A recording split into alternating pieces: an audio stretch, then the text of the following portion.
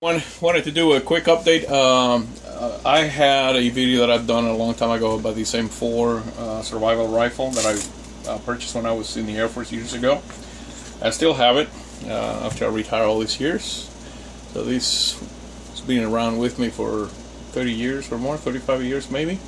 It's great because it has, you know, a claw to extract nails and things like that, and kind of a hammer head here. This is made out of some really tough, I don't know what it's made out of.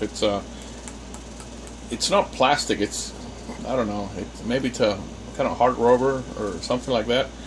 But it's very, very grippy. This is made for Air Force pilots and as a survival to punch your way out of aluminum in the aircraft. It has very small teeth right here. You can see them right there. And then this here is not really a saw for trees. It's actually to saw your way out of the aluminum from the aircraft. But you can also use it to make notches on trees and branches, so you could make snares and traps and those kind of things. So it's good for that. It provides a good surface for batoning. So it's pretty thick around here.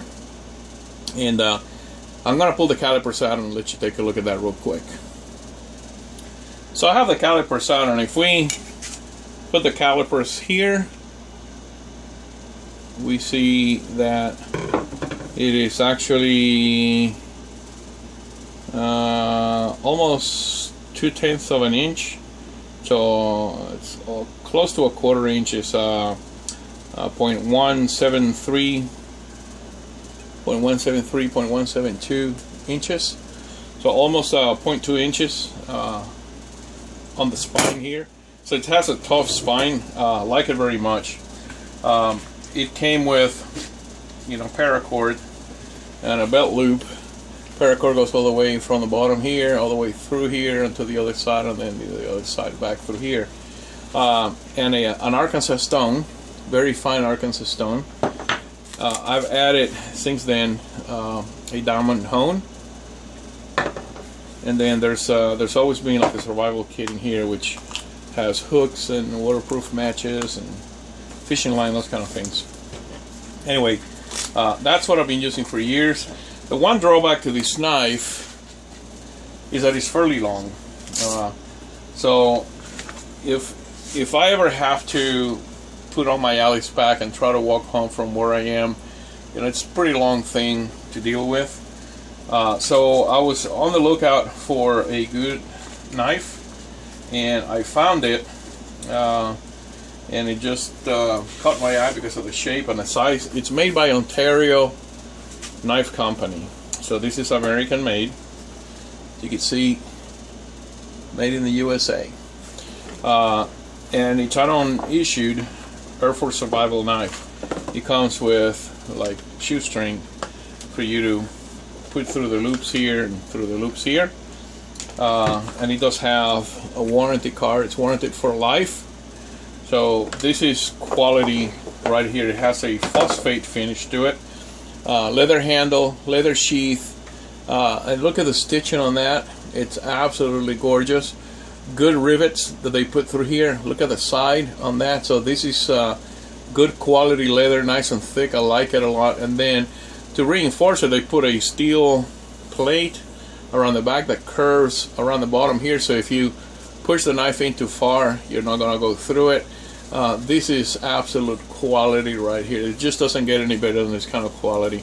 Has obviously a belt loop right through here, as you can see, and then it has 4 holes here that you could put the tie downs, plus the 2 in the bottom. So it has multiple places for you to tie. If we take a look at it, it has a rivet hold down strap. Take it out and you'll see that it also has a pouch with a honing stone. Now the honing stone is not the best that I've seen. It's not a fine Arkansas stone. It's a fine stone, but it's not as fine as an Arkansas stone. So it'll work in a pinch, and it does seem to have 2 sides. This side here is definitely much finer and closer to an Arkansas stone than this one here. So, but I don't see the marks. I don't see the where they bonded two different stones. So maybe they just polished one side more. I have no idea. But anyways, it's a good idea. It's a great idea actually to have that built into it and be secure. The knife itself, I love it. It's a 5-inch blade. Again, it's a really thick spine on it. If we mic it, we'll see that it's actually, let's see, it's slightly larger, thicker than the other one, than the M4. So this is at 0.184, so almost 0.2 inches. The other one's 0.17. This is 0.18. I'm sorry, yeah, 0.18. So it is a little thicker by about 10 thousandths or so, and the blade is coated in this phosphate finish. So this will wear down over time and probably get to a kind of like a dull gray color. But the handle is made out of raw leather, and the pommel is a hexagonal piece that's actually quite heavy. So I like the feel of this. I like the shape of it. I think this would be a great survival knife to replace the M4 knife over here. In size, they are quite different from one to the other. You can see one has a much wider, shorter blade. The other one has a thinner and longer blade, but not thinner from back to back. They are pretty much about the same in spine width. But I do like the design of this one better. I like the weight on it better. I think it's going to be a much better knife for carrying in my Alice pack. And so the only thing that you have to do now is treat the scabbard, treat the handle, and I think this would be a tremendous knife to take with. So it has a finger guard here, and from the looks of it, it's reinforced in the back, as you can see right here. So I like that quite a bit, and I think this is going to make an outstanding survival knife for me to take and put in my Alice pack and replace the M4. Keep the M4 around and give it to my kids. So thanks for watching, everybody. God bless. Take care.